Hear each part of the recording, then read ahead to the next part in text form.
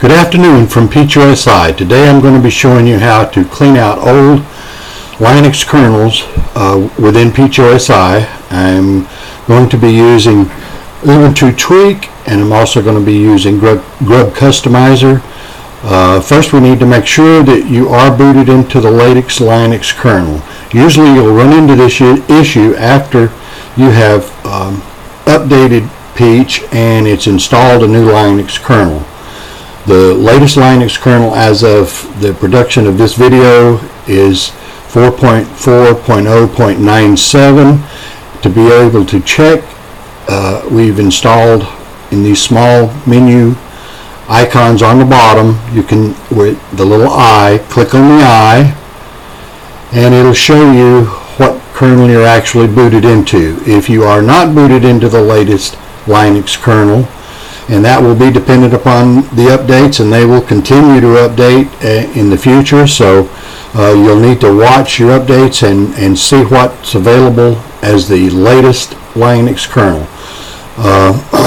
But that's how you can check to see if you are in the latest Linux kernel. If you are not, then you will need to reboot and boot into the latest Linux kernel.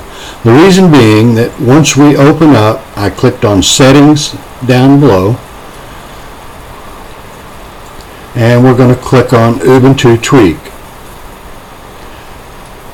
Once in Ubuntu Tweak, you can start the janitor and click on the system options, and you will see that there are items that can be cleaned.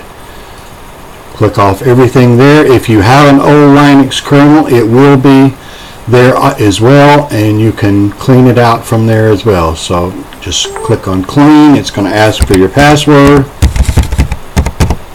Enter your password.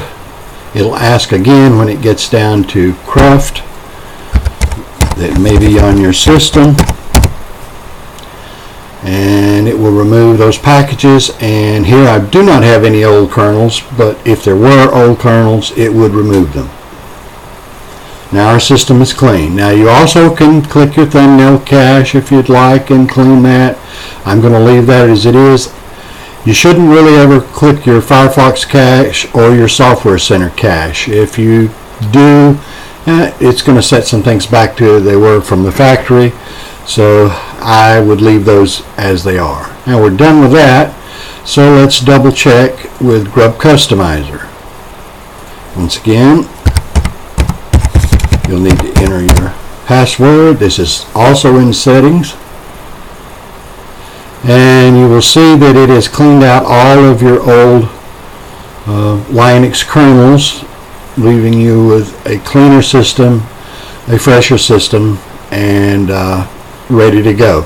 If there's anything here that you would like to change, I'm working on a special build of Peach with this particular one, but if there's anything in here that you would like to change the appearance of, you can do it while you're in Grub Customizer.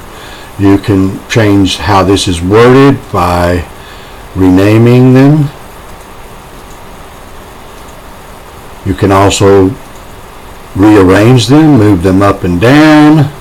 You can create more menus, something you probably wouldn't want to do, but that's always available in Grub Customizer. Once you've completed any changes there, I should really show you some of the general settings. If you don't like how long it takes for Peach to boot, you can change the seconds that it takes to boot to the last used operating system. Here, you could decrease it to 5 seconds, or you could add to it if you would like for it to be longer to give you more of an option. Either way, those settings are there. If you don't like the appearance, you can change the appearance.